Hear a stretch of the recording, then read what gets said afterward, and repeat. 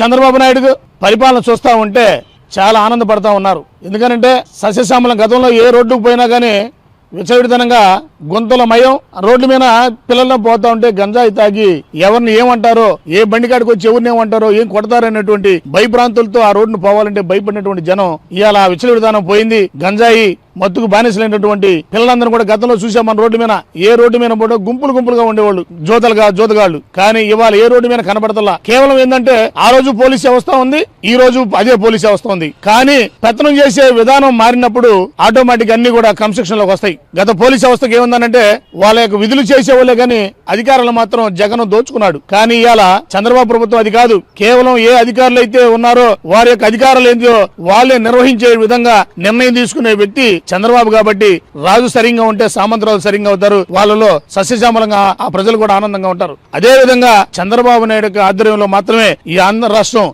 ఉద్యోగస్తులందరూ కూడా వారి విధానాలు గుర్తెరిగి పనిచేసేటువంటి పరిస్థితి ఇవాళ ప్రతి ఆఫీస్ లో జరుగుతుందని చెప్పేసి మనం గమనిస్తా ఉన్నాం.